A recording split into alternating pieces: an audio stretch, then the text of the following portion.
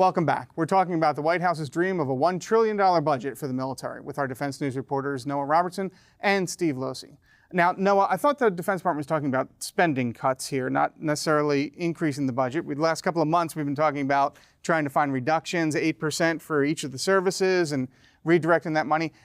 What's the contradictory message here? How is this working if we're cutting civilian personnel, cutting staff over here, but also we want to increase the rest of the budget? If you could figure out, do let me know, because we are in the budgeting vortex of a century here. I mean, you have budgeting cuts that are coming in the form of the Department of Government Efficiency, Elon Musk's advisory group called DOGE.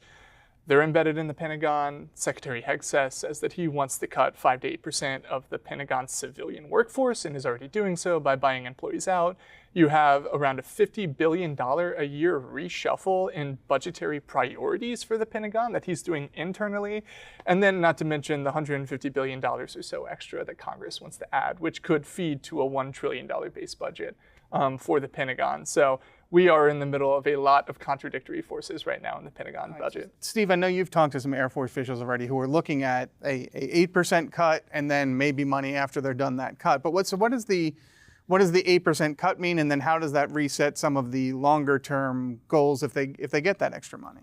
So for the U.S. Air Force, not even including the Space Force, but if they did cut 8%, that would be about $15 billion in funding for the Air Force that they'd have to cut down. And Secretary Hegseth was talking about finding that by getting rid of DEI programs, climate change. There's not enough money in the budget to get $15 billion for that. So what the Air Force is looking at, they've been wanting to retire older planes like the A-10, older F-15s. There's almost 24 F-22 Raptors that aren't combat capable. These are older aircraft that would not be suitable for a war against a high-end adversary such as China. So the Air Force is trying to retire them. If they had to cut $15 billion up to, they would try to accelerate the retirements of those aircraft.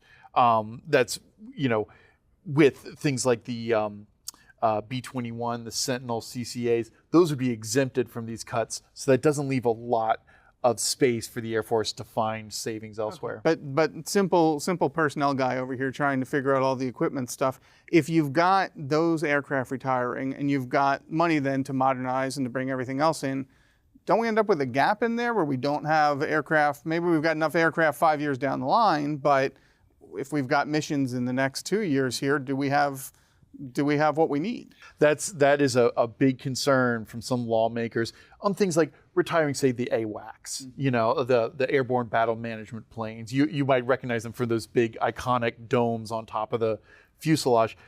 There's concern that as the AWACS, the J-stars retire, there wouldn't be enough capability while the E-7 is coming on board. So yeah, for certain areas, that's a big concern. Okay.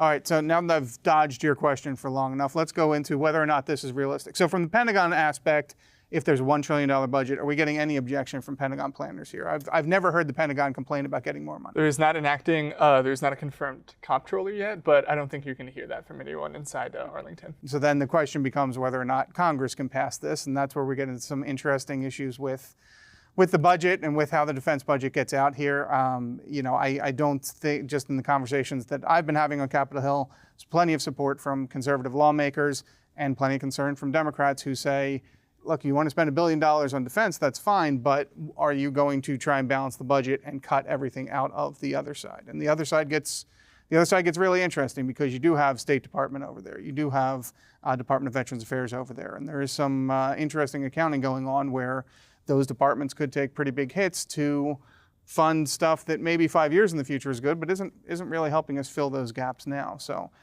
be some pretty interesting political fights in the months ahead here. I think we should say too, it's not just Republicans versus Democrats on the $1 trillion defense budget question, but also Republicans versus Republicans. You have the DOGE effort, which is being led ostensibly by somebody who's Republican aligned in Elon Musk, and they've been calling for a much smaller defense budget.